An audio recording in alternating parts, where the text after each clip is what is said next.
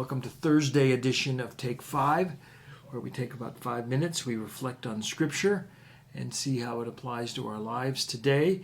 And we're in a week where we're talking about fasting that goes into a larger context where we've been talking about the various spiritual disciplines that work toward our own spiritual formation.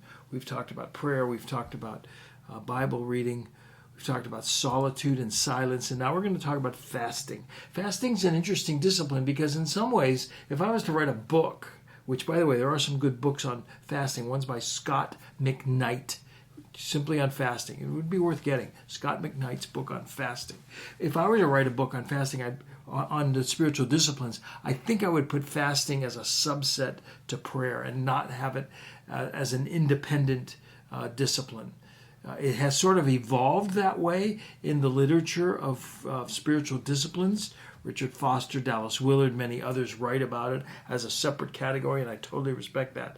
But from a strictly biblical perspective, it seems like fasting is a rhythm that is part of prayer. So prayer and fasting sort of go together. Fasting primarily has been food, usually, but I don't think it has to be. And so now it's sort of a novel idea to fast something else. So you fast looking at your phone after 6 o'clock or maybe all day. You fast from eating out. You fast from Starbucks. You fast from going on your computer perhaps at the end of the day. But it was primarily food. I want to look at a couple of verses from the Sermon on the Mount where Jesus talks about fasting.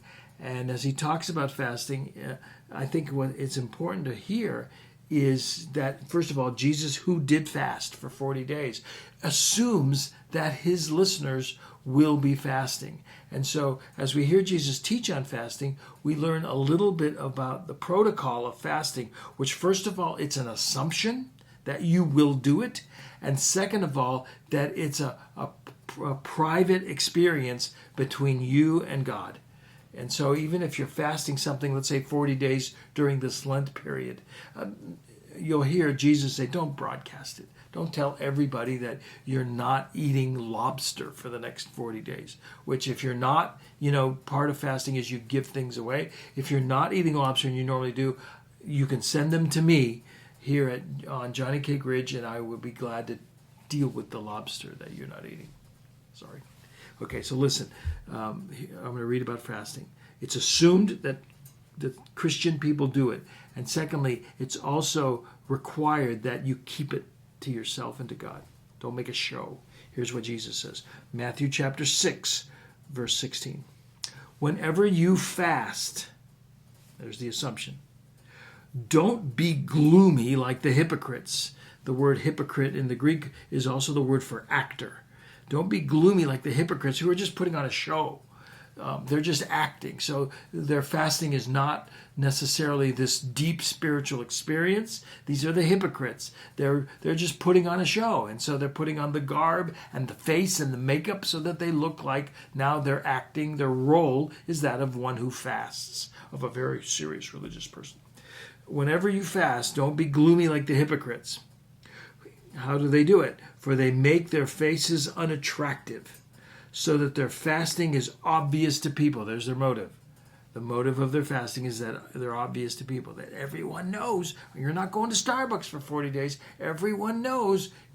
No, nobody should know but you and God. Here's what he says. Truly, I tell you, they have their reward. Their reward for this acting of the fasting is people saying, wow, is he spiritual? Look at that. He hasn't shaved for 5 days nor used deodorant. Stay away from him. He goes on. But when you fast, here's the instruction. It's assumed that you're a fast, and here's how you should do it. When you fast, put oil on your head and wash your face. Live life normally. Shave, comb your hair, wear deodorant, take a shower. When you fast, put oil on your head and wash your face, so that your fasting isn't obvious to others, but to your Father who's in secret.